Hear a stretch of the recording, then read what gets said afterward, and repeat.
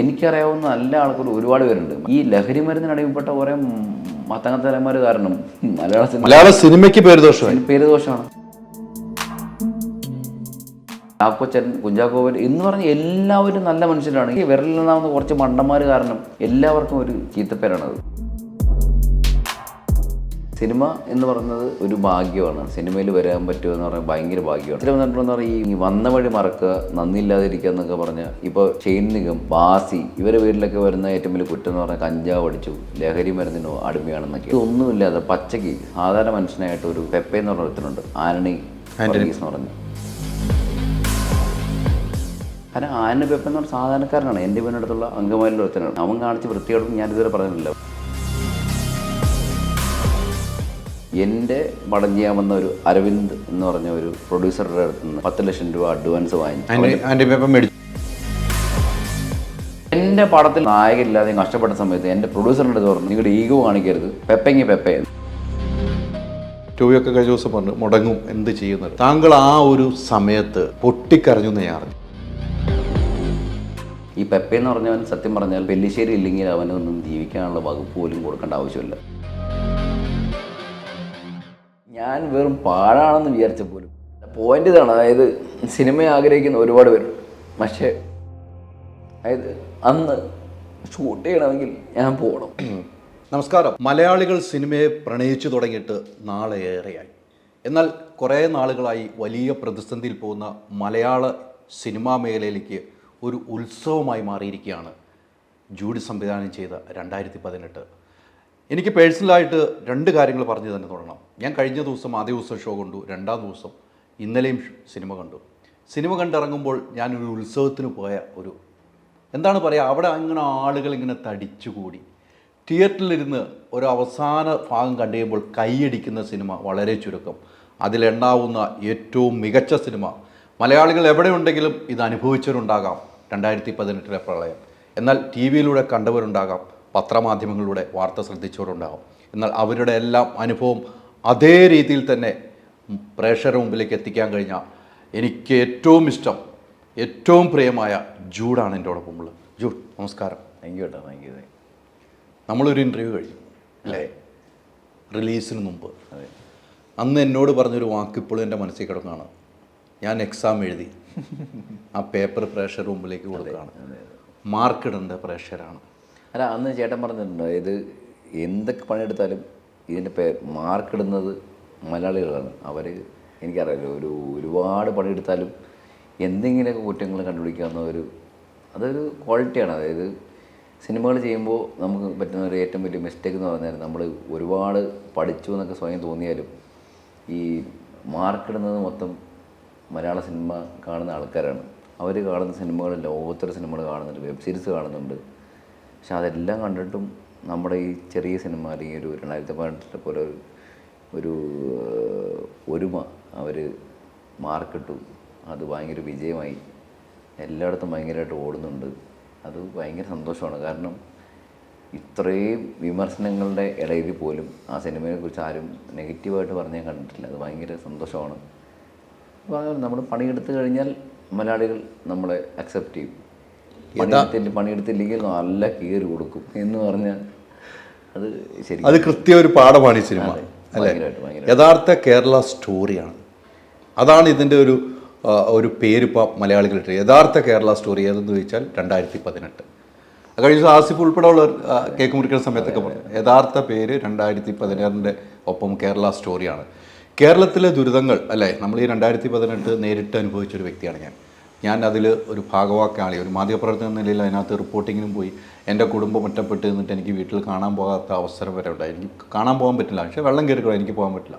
Phone സംഭാഷണത്തിൽ മാത്രം ജീവിതം മുന്നോട്ട് പോയി. ഈ സിനിമ കണ്ടു കഴിഞ്ഞപ്പോൾ പല ജീവിതങ്ങളും ഓടിയെത്തി എല്ലാ പ്രേക്ഷകരുടെ മനസ്സിലും.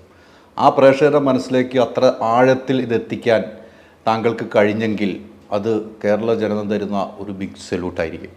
അതാണിപ്പോൾ തന്നുകൊണ്ടിരിക്കുന്നത്. ഒത്തിരി അനുഭവിച്ചു അല്ലേ, ജീവിതത്തിൽ അനുഭവിക്കാവുന്നതിൻ്റെ ഏറ്റവും കൂടുതൽ അനുഭവിച്ച ഈ ഒരു സിനിമയ്ക്കായിരിക്കും താങ്കൾ. എനിക്കതിൽ ഒരുപാട് വിഷമമൊന്നുമില്ല. അതായത് ഈ സിനിമ എന്നുള്ളത് മാറ്റി നിർത്തിയാൽ, അതായത് സിനിമ എന്ന് പറയുന്ന ഒരു വലിയൊരു ഇതാണ്, ഒരു ഭാഗ്യമാണ് സിനിമ ഉണ്ടാവുന്നത്. പക്ഷെ അത് മാറ്റി നിർത്തി കഴിഞ്ഞാൽ ഈ മലയാളികളുടെ ഒരു ഒരുമയുടെ ഒരു ശതമാനം പോലും എനിക്കത് കാണിക്കാൻ പറ്റിയിട്ടില്ലെന്നൊരു വിഷമം എനിക്കുണ്ട്. അതായത് മലയാളികളുടെ ഇത്ര സ്നേഹം കിട്ടുന്നതിൻ്റെ ഒരു പ്രധാന കാരണം എന്ന് പറഞ്ഞ് റിലേറ്റ് ചെയ്യണം എല്ലാവരും. അപ്പോൾ ആ ഒരു സീനിൽ കാണുമ്പോൾ അത് ഞാനാണ് എന്ന് തോന്നുന്നുണ്ടെങ്കിൽ അത്രയും റിലേറ്റ് ചെയ്യുന്നതുകൊണ്ടാണ്. അപ്പോൾ അതുകൊണ്ട് എനിക്ക് സത്യം പറഞ്ഞാൽ ഭയങ്കര വിഷമമുണ്ട്. കാരണം ഇത്രയും വലിയ കഥകൾ എല്ലാവരും പറയുന്നുണ്ട്, അത് എല്ലാം ചേർന്ന് ഒരു സിനിമയാക്കാൻ പറ്റിയില്ല. പക്ഷെ എന്നാലും എൻ്റെ കഴിവിൻ്റെ പരമാവധി, കാരണം അറിയാമല്ലോ ഞാനങ്ങനെ വലിയ സിനിമകളൊന്നും ചെയ്തിട്ടില്ല, എല്ലാം ചെറിയ 3 സിനിമ ചെയ്തിട്ടുണ്ട്. എന്നെക്കൊണ്ട് പറ്റാവുന്നതിൻ്റെ പരമാവധി ഞാൻ ചെയ്തിട്ടുണ്ട്. എന്തെങ്കിലും പോലും അതിൽ പരാതികൾ വരുന്നുണ്ട്. പക്ഷേ ഇത് എന്താ പറയുക, ഭയങ്കര സന്തോഷമുണ്ട്. ഈ മലയാളികളുടെ ഒരുമ ഇനി ഞാൻ പറഞ്ഞ സാധനം, അതായത് മലയാളികൾ ഒരുമിച്ച് കഴിഞ്ഞാൽ എന്ത് സംഭവിക്കാം. ഈ റിയൽ സ്റ്റോറി എന്നൊക്കെ പറയുമ്പോൾ ഇപ്പോൾ എനിക്ക് അതിൻ്റെ ഒരു കാര്യം, ഈ ജാതി മതം അല്ലെങ്കിൽ പാർട്ടി അതൊന്നും നമ്മളെ ബാധിക്കാറേയില്ല. നമുക്കതൊരു വിഷയമേ ഇല്ല. കാരണം എൻ്റെ കൂട്ടുകാർ എത്രയോ പാർട്ടിക്കാരുണ്ട്. പക്ഷെ അവരാരും വെള്ളപ്പൊക്കത്തിൻ്റെ സമയത്ത് ഇങ്ങനെ ജാതി പറഞ്ഞു കഴിഞ്ഞാൽ ഞാൻ കേട്ടിട്ടില്ല, മതം പറഞ്ഞു കേട്ടിട്ടില്ല, പാർട്ടി പറഞ്ഞിട്ടില്ല. അപ്പോൾ അതുകൊണ്ട് അങ്ങനെയൊന്നും സംഭവിക്കില്ല. ഇവിടെ കേരളത്തിൽ ഈ പറഞ്ഞ പോലെ എന്തൊക്കെ സംഭവിച്ചാലും നമ്മളെല്ലാം ഒന്നാണ്. അത് ഒരു കാരണവശാലും ആര് ഭരിച്ചാലും നമ്മളത് വിട്ട് കൊടുക്കില്ല. നമ്മുടെ നാട്ടിൽ ഒരു പരിപാടി നടക്കില്ല. നമ്മൾ മലയാളികൾ ഒന്നാണ്. ഇവിടെ എന്തൊക്കെ ചെയ്താലും ആരൊക്കെ ഭരിച്ചാലും ഏത് പാർട്ടി വന്നാലും ഏത് ജാതി പറഞ്ഞാലും നമ്മൾ ഒന്നിച്ച് നിൽക്കും.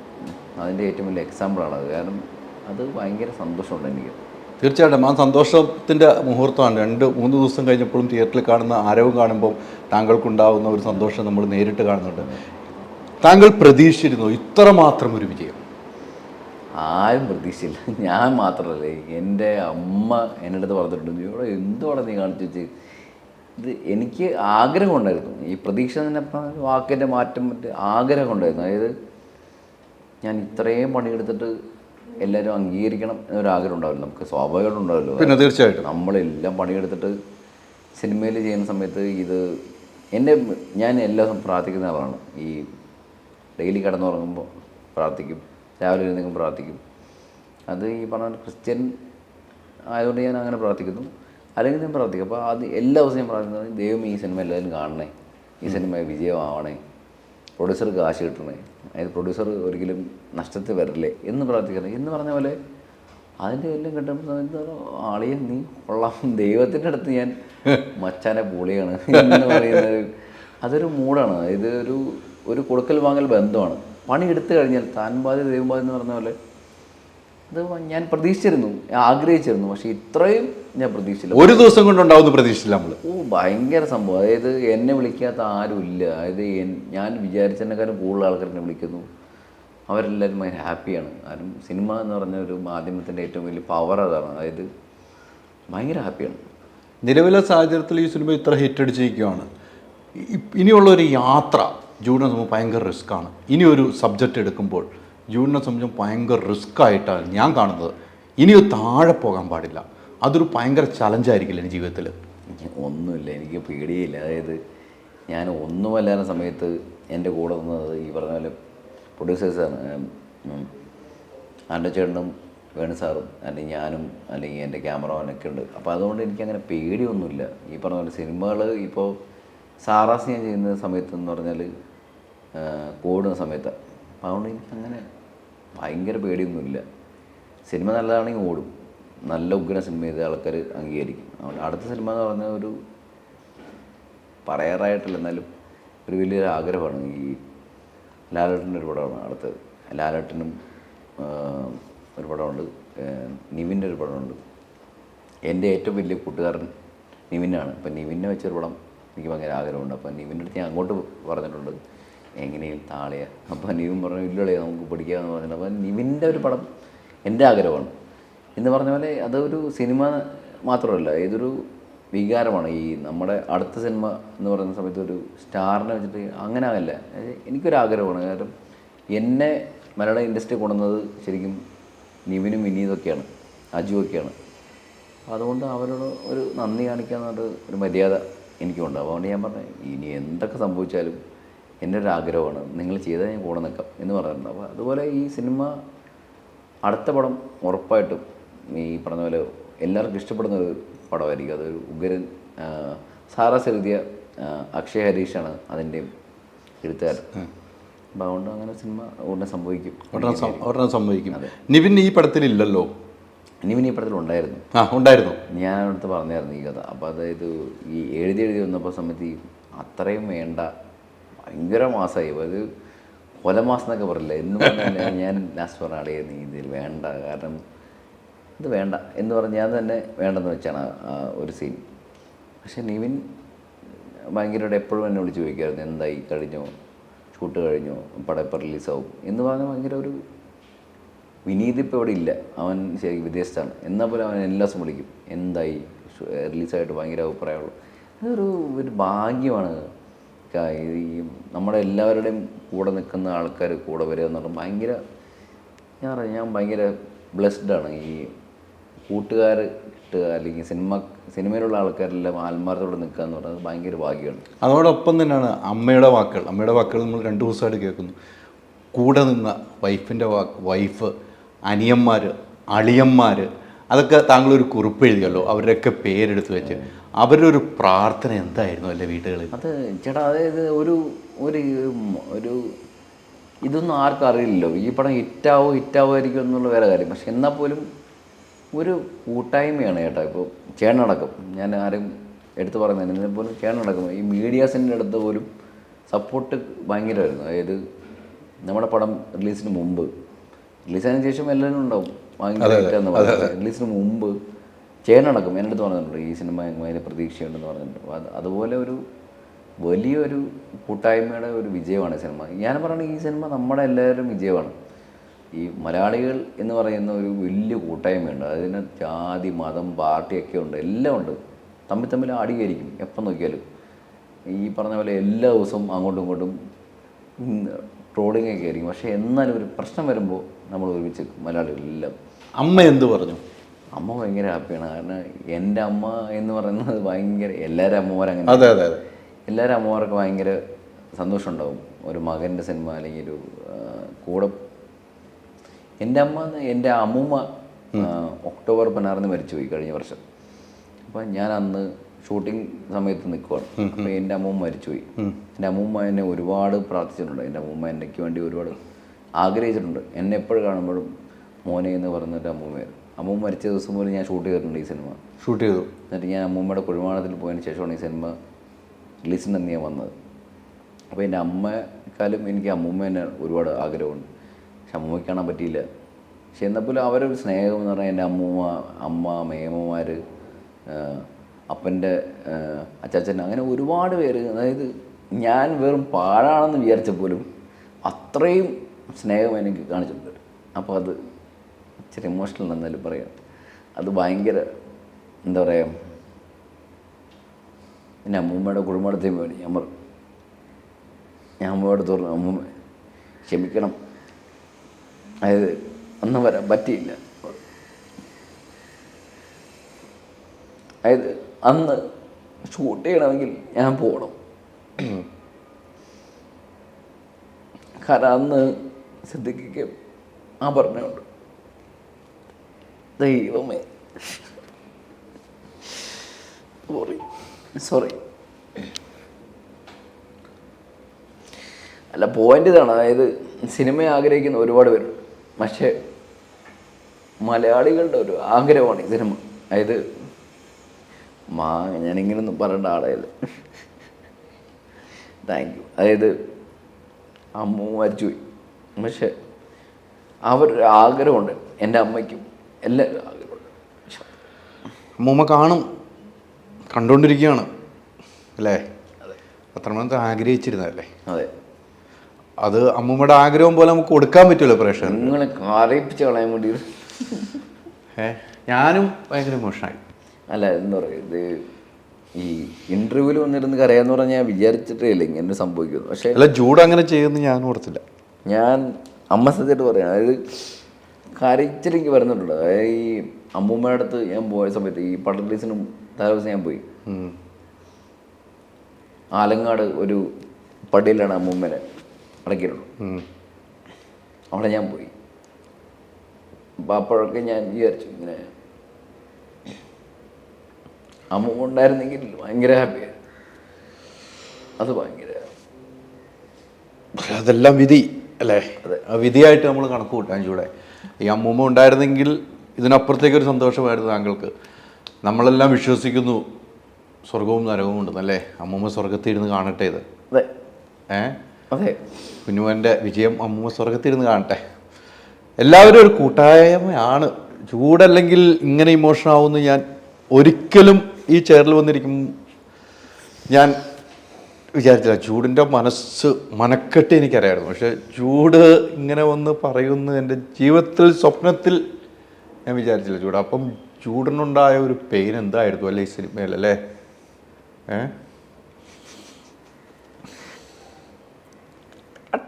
എന്തായാലും നല്ലൊരു സിനിമ ചൂട് കൊടുത്തു പ്രേക്ഷകർക്ക്.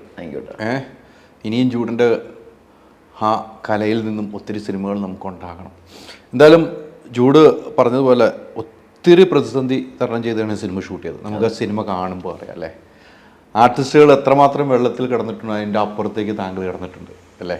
ഓരോ പടങ്ങൾ കാണുമ്പോൾ ഇപ്പോൾ കാണുമ്പോൾ നമുക്ക് കാണുന്ന ആർട്ടിസ്റ്റുകൾ ഷൂട്ടിൻ്റെ സമയത്ത് അതിന് മുമ്പും ഡയറക്ടർ നിൽക്കണമല്ലോ. അത് ആസിഫ് എൻ്റെ ഇൻ്റർവ്യൂവിൽ പറഞ്ഞല്ലോ, ഞങ്ങളൊന്നും അല്ല കൂടുതൽ വെള്ളത്തിൽ കിടന്നിരിക്കുന്നത്, ചൂടാണ് കിടന്നിരിക്കുന്നത്. ടോവിയെ ഞാൻ യൂറോപ്പിലുള്ളപ്പോൾ ഞാൻ വിളിച്ചു പടം കണ്ടിട്ട്, ടോവി ഒരു രക്ഷയില്ല, ഓക്കെ ചേട്ടാന്ന് പറഞ്ഞ് എനിക്ക് മെസ്സേജ് അയച്ചു, വോയിസ് മെസ്സേജ് അയച്ചു.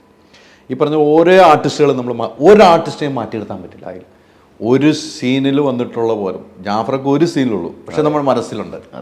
ജാഫർ ചെയ്ത കഥാപാത്രം ഇതാണ് നമ്മുടെ മനസ്സിലുള്ളത്. അങ്ങനെ എല്ലാവരെയും നമുക്ക് എടുത്ത് പറയാം കേട്ടോ.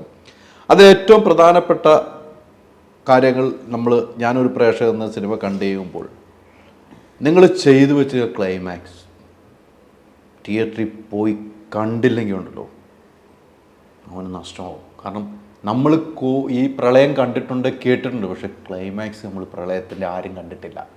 അത് സിനിമയിൽ നിങ്ങൾ പറഞ്ഞിട്ടുണ്ട്. അത് നിങ്ങളുടെ ഒരു ചങ്കൂറ്റമായിരുന്നു. അല്ലാതെ ഒരു ഈ പറഞ്ഞ പോലെ ഒരു മലയാളികളുടെ ഒരു സ്വഭാവം പറഞ്ഞിട്ടുണ്ട്. അതുപോലെ തന്നെ ഈ സിനിമയിൽ ഞാൻ ഏറ്റവും അധികം ആഗ്രഹിച്ചത് അതായിരുന്നു ക്ലൈമാക്സ്. അതായത് എല്ലാവർക്കും അറിയാം ഈ പടം ഞാൻ എഴുതിയ സാധനമല്ല, കാരണം ഇതിൻ്റെ എല്ലാ വാർത്തയും വന്നിട്ടുണ്ട്, ടി വിയിലും പത്രത്തിൽ വന്നിട്ടുണ്ട്. അപ്പോൾ ഇതിൻ്റെ എഴുത്തുകാരൻ ഇപ്പം ഞാൻ അതിന് ശേഷം റിലീസായതിനു ശേഷം ഈ പടത്തിൻ്റെ ഒരു ഏറ്റവും വർക്ക് കഴിഞ്ഞതൊക്കെ 1-ാം തീയതി, 5-ാം തീയതി പടം റിലീസായി, 1-ാം തീയതിയാണ് ഇതിൻ്റെ ഫുൾ വർക്ക് കഴിഞ്ഞത്.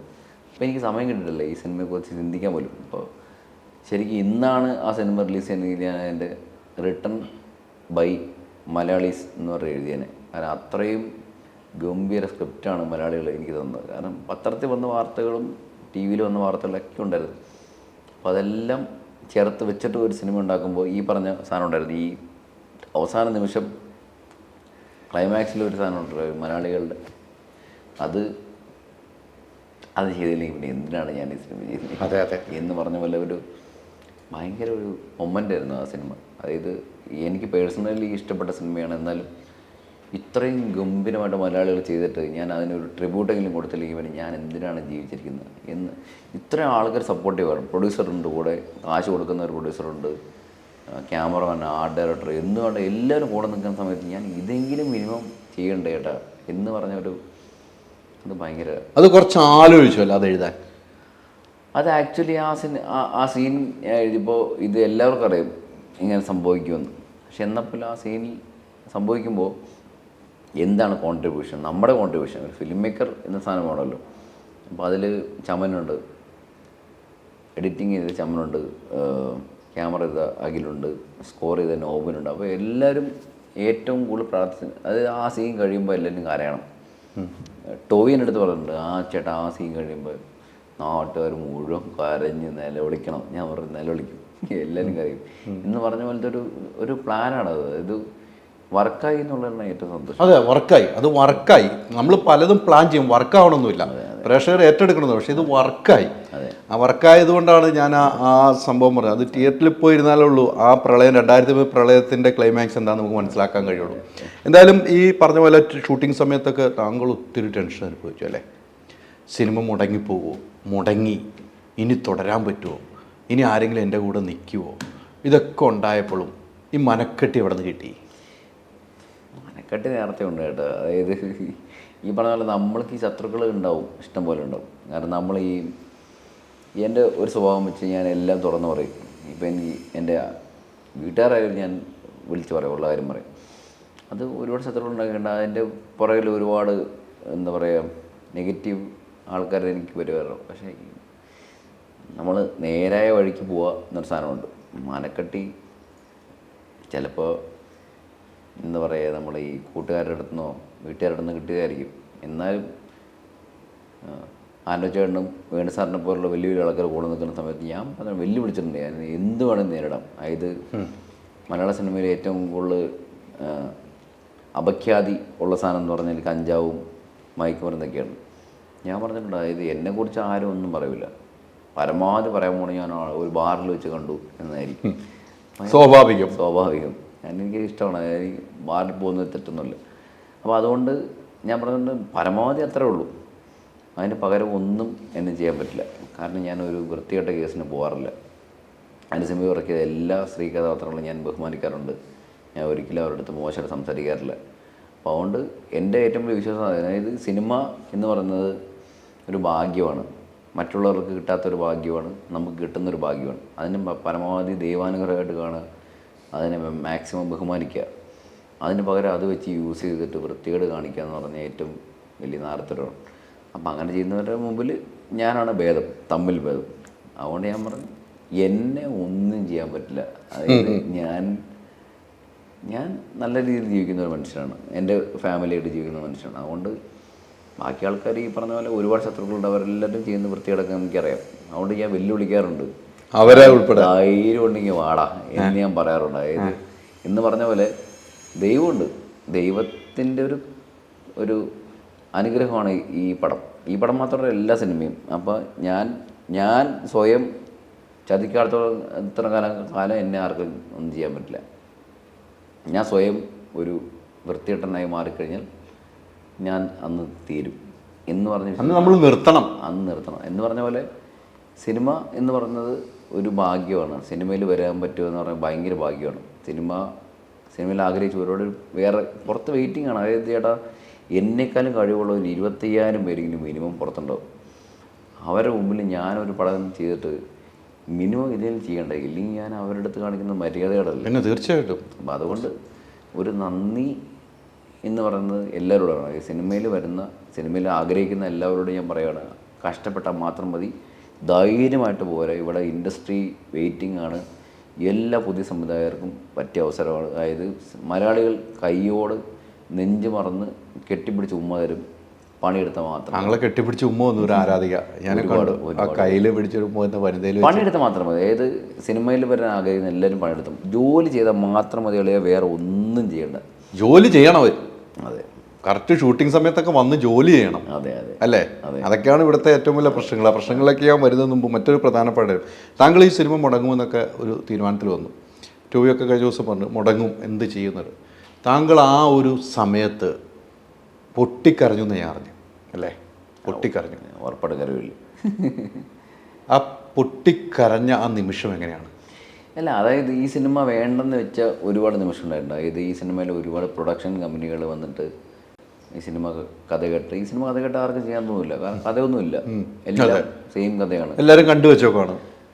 അങ്ങനെ വേണ്ടെന്ന് വെച്ചപ്പോൾ എനിക്ക് ഒരുപാട് സങ്കടമുണ്ട്, ഞാൻ പൊട്ടിക്കരഞ്ഞിട്ടുണ്ട്. പക്ഷേ ഈ ആൻഡ്രച്ചേട്ടനും വേണു സാറൊക്കെ എൻ്റെ കൂടെ നിൽക്കുന്ന സമയത്ത് എനിക്ക് അതിന് വിഷമം വന്നിട്ടുണ്ട്. പക്ഷേ കരച്ചിൽ വന്നിട്ടുണ്ടെന്ന് പറഞ്ഞാൽ ഈ നായകന്മാർ, അത് എനിക്കൊരു ഒരുപാട് വിഷമമുണ്ട്. അതായത് ഞാൻ ആരെയും കുറ്റം പറയുന്നതല്ല, എന്നാലും പറയുകയാണ്. പക്ഷേ അത് ഈ വന്ന വഴി മറക്കുക, നന്ദിയില്ലാതിരിക്കുക എന്നൊക്കെ പറഞ്ഞാൽ ഇപ്പോൾ ഷെയ്ൻ നിഗം, ബാസി, ഇവരെ വീട്ടിലൊക്കെ വരുന്ന ഏറ്റവും വലിയ കുറ്റം എന്ന് പറഞ്ഞാൽ കഞ്ചാവ് അടിച്ചു, ലഹരി മരുന്നിനോ അടിമയാണെന്നൊക്കെയാണ്. ഇതൊന്നുമില്ലാതെ പച്ചയ്ക്ക് സാധാരണ മനുഷ്യനായിട്ടൊരു പെപ്പെ എന്ന് പറഞ്ഞ ഒരുത്തനുണ്ട്, ആന്റണി വർഗീസ് എന്ന് പറഞ്ഞ്. അപ്പോൾ അയാൾ ഭയങ്കര സംഭവമായിട്ട് എല്ലാവരും ഭയങ്കര നല്ലവൻ എന്ന് വിചാരിച്ചിരിക്കുകയാണ്. ഞാൻ പ്രൊഡ്യൂസ് ചെയ്യാറുന്ന സിനിമയുണ്ട്, എൻ്റെ കയ്യിൽ കാശിനായിട്ടല്ല, എൻ്റെ പടം ചെയ്യാൻ വന്ന ഒരു അരവിന്ദ് എന്ന് പറഞ്ഞ ഒരു പ്രൊഡ്യൂസറുടെ അടുത്ത് നിന്ന് 10 ലക്ഷം രൂപ അഡ്വാൻസ് വാങ്ങിച്ച് പെപ്പെ അവൻ്റെ പെങ്ങളുടെ കല്യാണം നടത്തി. അതിനുശേഷം ആ സിനിമയിൽ നിന്ന് 18 ദിവസം മുമ്പ് പിന്മാറിയ ഒരുത്തനാണ് അവൻ. ഞാൻ കുറിച്ച് മിണ്ടാരിക്കാരെന്ന് പറഞ്ഞാൽ ആ സിനിമ എൻ്റെ അസോസിയേറ്റാണ് ആ സിനിമ ചെയ്തത്. അപ്പോൾ അവന് ചീത്തപ്പറ്റി വരണ്ടെന്ന് വെച്ചാൽ മിണ്ടായിരിക്കുമായിരുന്നു. അപ്പോൾ കഞ്ചാവും ലഹരിയും ഒന്നുമല്ല വിഷയം, മനുഷ്യത്വം അല്ലെങ്കിൽ വൃത്തികേട് കാണിക്കാനുള്ള ഒരു ചങ്കൂറ്റം. കാരണം ആന പെപ്പൻ എന്ന് പറഞ്ഞ സാധാരണക്കാരനാണ്, എൻ്റെ വീടിനടുത്തുള്ള അങ്കമാലിയിൽ ഒരുത്തനാണ്. അവൻ കാണിച്ച് വൃത്തികേടും ഞാനിതുവരെ പറഞ്ഞിട്ടില്ല. പക്ഷെ പറയാൻ കാരണം എന്ന് പറഞ്ഞാൽ ഇങ്ങനെയുള്ള വൃത്തികെട്ടവന്മാർ സിനിമയിലുള്ളതുകൊണ്ടാണ് ഈ ലഹരിയും കഞ്ചാവും ഒക്കെ വേറെയാണ് കേട്ടോ. ഇത് സ്വഭാവമാണ് ഏറ്റവും ആദ്യം വേണ്ടത്. മനുഷ്യത്വം വേണം.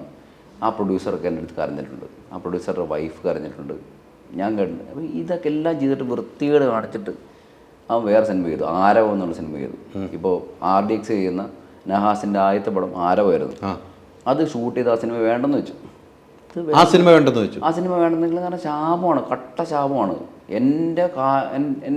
എൻ്റെ പ്രൊഡ്യൂസർ മുറക്കിയ കാശ് അവൻ തിരിച്ചു തന്നു. അത് എത്ര കാലം കഴിഞ്ഞ് തിരിച്ചു തന്നു. അത്ര മെനകെട്ട ഒരുപാട് ഇൻഡസ്ട്രിയിലെ ആൾക്കാർ വന്നിട്ടുണ്ട്, ഈ യോഗ്യതയില്ലാത്ത ആൾക്കാർ. അതായത് അവനൊന്നും യാതൊരു യോഗ്യതയുമില്ല. ഈ പെപ്പയെന്ന് പറഞ്ഞവൻ സത്യം പറഞ്ഞാൽ പെല്ലിശ്ശേരി ഇല്ലെങ്കിൽ അവനൊന്നും ജീവിക്കാനുള്ള വകുപ്പ് പോലും കൊടുക്കേണ്ട ആവശ്യമില്ല. ഇത്തരത്തിൽ നന്ദിയില്ലാത്ത ഒരുപാട് പേര് സിനിമയിൽ വരുന്നുണ്ട്. അപ്പോൾ അതുകൊണ്ട് സിനിമയിൽ വരുന്ന എല്ലാവർക്കും ഒരു പാഠമാണ്. അതായത് നമ്മൾ വരുന്ന വഴി, ഇപ്പോൾ എന്നെ കൊണ്ടുവന്നത് ആരാണെന്നൊന്നും ഞാൻ എല്ലാ ദിവസവും ഓർക്കണ്ട. പക്ഷേ മിനിമം സിനിമയോടൊരു മര്യാദ കാണിക്കണം. അതായത് സിനിമ എന്ന് പറയുന്നത് നമുക്കൊരു ജീവിത ഒരു മാർഗ്ഗമാണ്. നമ്മളതിൻ്റെ കൂടെ നിൽക്കണം. അതിന് പകരം നമ്മൾ വന്ന വഴിയൊക്കെ മറന്നിട്ട്, ഇപ്പം ഞാൻ നിതീഷാണ് അവൻ്റെ പേര്, എൻ്റെ അസോസിയേറ്റ്. അതുകൊണ്ട് മാത്രം അവൻ്റെ പടം ഇന്നലെ പാക്കപ്പായി. ബേസിലിന് വെച്ച പടം ഷൂട്ട് ചെയ്ത് കഴിഞ്ഞു. ഫാലിമി ബേസിലിനെ വെച്ച് ആ പടം ചെയ്തപ്പോൾ ഞാൻ ഭയങ്കര ഹാപ്പി. കാരണം ബേസിൽ ഉഗ്രൻ ആക്ടറാണ്. ബേസിലിന് വെച്ച ആ പടം ഷൂട്ട് ചെയ്യാൻ പറ്റി. അത് ഈ പറഞ്ഞ പോലെ യോഗമാണ് അതൊക്കെ. അതിനുവേണ്ടി ഞാൻ വെയിറ്റ് ചെയ്യുമായിരുന്നു. കാരണം അത് കഴിഞ്ഞതിന് ശേഷം ഞാൻ അത്ര ഇത് മിണ്ടുള്ളൂ. അതിന് പോലെ ഞാൻ അതിന് മുമ്പ് പറഞ്ഞിരുന്നെങ്കിൽ ഇപ്പം എല്ലാവരും ഷെയ്ൻ നിഗത്തിൻ്റെ പേരിലും ബാസിയുടെ പേരിലേക്കാണ് കുറ്റം പറയുന്നത്. പക്ഷേ യഥാർത്ഥ നായകൻ അവിടെ ഒളിച്ചു നിൽക്കുകയാണ്. അവൻ ഭയങ്കര ഉടായിപ്പിൻ്റെ ഉസ്താദാണ് അവൻ. അപ്പോൾ അതുകൊണ്ട് ഇത് ഭയങ്കര നന്ദികേടാണ്. അതായത് ഒരു സിനിമ സംവിധായകൻ അല്ലെങ്കിൽ ഒരു പ്രൊഡ്യൂസർ എന്നൊക്കെ പറയുമെങ്കിലും ഒരാളുടെ ജീവിതം തകരുന്നത് എപ്പോഴാണെന്ന് പറഞ്ഞാൽ ഈ കോവിഡിന് മുമ്പാണത്. അപ്പോൾ അങ്ങനെയൊക്കെ ചെയ്തിട്ട് കോവിഡിന് മുമ്പായിരുന്നു സിനിമ അല്ലേ? കോവിഡിന് മുമ്പ് ആ സിനിമ. ഇവൻ എന്താണ് ന്യായം പറഞ്ഞത്? അവന് തിരക്കഥ ഇഷ്ടപ്പെട്ടില്ല എന്ന് പറഞ്ഞത് 18 ദിവസം മുമ്പ്. പിന്നെ എങ്ങനെ 10 ലക്ഷം അഡ്വാൻസ് മേടിച്ച്? അവൻ അഡ്വാൻസ് വാങ്ങിച്ച് സ്ക്രിപ്റ്റ് മൊത്തം വായിച്ചിട്ട് 18 ദിവസം മുമ്പാണ് അവൻ സ്ക്രിപ്റ്റ് സെക്കൻഡ് ഹാഫ് വർക്കായില്ലെന്ന് പറഞ്ഞു. എൻ്റെ എല്ലാം വോയിസ് നോട്ട് ഞാൻ ഈ പറഞ്ഞ പോലെ ഒരവസരം കിട്ടാൻ വേണ്ടി നോക്കിയിരിക്കുമായിരുന്നു. ഇപ്പോഴാണ് ഈ അവസരം കിട്ടുന്നത്. ഇനി ഞാൻ അവനെ അല്ല, ജീവിതത്തിൽ ഇപ്പോഴാണ് ഈ അവസരം കിട്ടുന്നത്. എൻ്റെ ഇൻ്റർവ്യൂവിലാണ് ഞാനത് പറയാൻ കാരണം എന്ന് പറഞ്ഞാൽ എൻ്റെ അസോസിയേറ്റ് നിതീഷ് അവൻ ഉഗ്ര ഫിലിം മേക്കറാണ്. അവൻ്റെ ഭാവി പോകണ്ട, അവൻ്റെ ഭാവി. ഇപ്പം ഞാൻ ഇത് പറഞ്ഞ് അന്ന് ഞാൻ പറഞ്ഞിരുന്നെങ്കിൽ ഉറപ്പായിട്ട് എൻ്റെ പേരിൽ കുറ്റം വരും. ജൂഡൻ എന്തെങ്കിലും പറഞ്ഞു കാണും എന്ന് പറഞ്ഞാണ് എല്ലാവരും. പക്ഷെ ഇന്ന് ഞാൻ പറയാൻ കാരണം എന്ന് പറഞ്ഞാൽ എൻ്റെ അസോസിയേറ്റിൻ്റെ പടം ഷൂട്ട് ചെയ്ത് കഴിഞ്ഞു. ബേസിലിന് വെച്ച പടം ഷൂട്ട് ചെയ്തു. ബേസിൽ ഉഗ്രനായിട്ട് ആക്ട് ചെയ്തിട്ടുണ്ട്. അത് ജയജഹേ ചെയ്ത മറ്റേ ജാനമ്മൻ ചെയ്ത ചിയേഴ്സ് സെൻറ്ററിൻ്റെ പടം ഷൂട്ട് ചെയ്ത് കഴിഞ്ഞു. പക്ഷെ എന്നാലും ഇത്തരത്തിലുള്ള നന്ദികേടുകൾ നമ്മൾ ഒരിക്കലും വിട്ടുപോകരുത്. അത് ഭയങ്കര മോശമാണ്. അതുകൊണ്ട് പറയാണ്, സിനിമയിൽ വരുന്ന ആരായാലും അവരുടെ ഒരു കാര്യം മാത്രമേ റിക്വസ്റ്റ്, അതായത് സിനിമ ചെയ്യണം, നല്ല സിനിമ ചെയ്യണം, പക്ഷേ നന്ദി കാണിക്കണം. മിനിമം മര്യാദ. പ്രൊഡ്യൂസേഴ്സിനോട് ഒരു നന്ദി കാണിക്കും. എല്ലാ പ്രൊഡ്യൂസർമാരും ഉഗ്രം പ്രൊഡ്യൂസർ.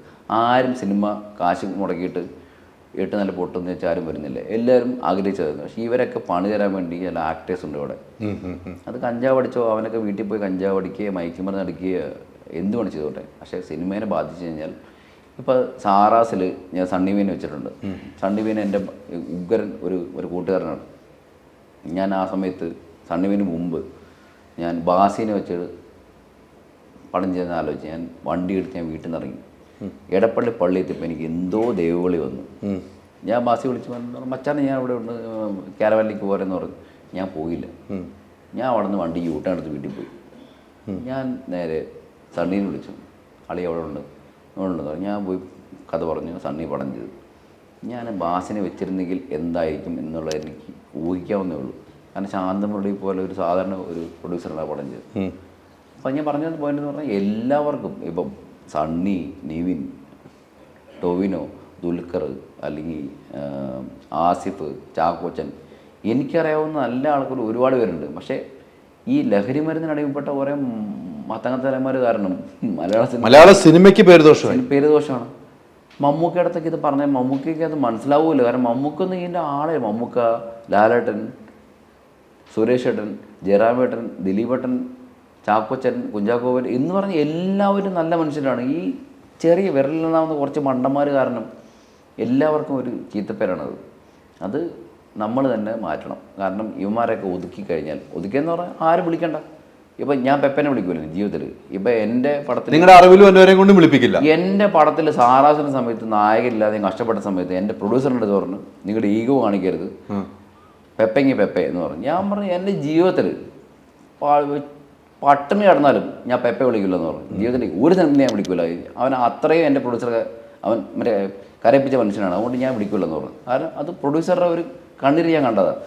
പെപ്പൻ്റെ ജീവിതത്തിൽ ഞാൻ വിളിക്കില്ല ഒരു സിനിമയിലും. ഇന്ന് ഞാൻ തീരുമാനിച്ചിരിക്കുകയാണ്. അങ്ങനെ തീരുമാനിക്കണം പ്രൊഡ്യൂസർമാർ എന്ന് പറഞ്ഞ പോലെ എല്ലാവരും വൃത്തികേട് കാണിക്കുന്ന എല്ലാ വൃത്തികേട് മാറ്റി നിർത്തി കഴിഞ്ഞാൽ അവൻ വലിച്ചോട്ടെ. അവൻ ബാസിയോ ഷെയ്നിക്കോ ആരെയും, അവൻ കഞ്ചാവ് വലിക്കുകയോ മയക്കുമരുന്ന് വലിക്കുക, അവൻ വീട്ടിൽ നിന്ന് വലിക്കട്ടെന്നേ. അവൻ വലിക്കട്ടെ. അതാണ് സുരേഷ് കുമാർ പറഞ്ഞത്. നല്ലോണം വലിക്കട്ടെ. അവൻ വലിക്കുകയോ വലിക്കാതിരിക്കുകയോ അവൻ എന്തുകൊണ്ട് ചെയ്യട്ടെ. അവരെന്തിനാ വിളിക്കുന്നത്? എന്തിനാ പുറകെ പോകുന്നത്? വിട്ടാൽ പോരെ, അവരെ കേസ് വിടൂ. ഇത്ര പിള്ളേർ പുറത്ത് നിൽക്കാറ് വെയിറ്റ് ചെയ്യണം. കട്ട പിള്ളേർ വെയിറ്റ് ചെയ്യാലോ. എന്തോരം കഴിവുള്ള കലാകാരന് പുറത്ത് വെയിറ്റ് ചെയ്യണം. അങ്ങനെ സിനിമ ചെയ്താൽ പോരെ. ഈ ക്യാമറമാൻ മാറാൻ കാരണം എന്താണ് പടത്തിൽ? താങ്കളൊരു ഭയങ്കര മനുഷ്യനുണ്ട് മലയാള സിനിമയിൽ. അതായത് നമ്മുടെ, ഞാൻ അയാളുടെ വലിയ ഫാനാണ്. പക്ഷേ അയാൾ എനിക്കിട്ട് പണത് പണിയെന്ന് പറഞ്ഞാൽ ഈ ജീവിതം തകർക്കും.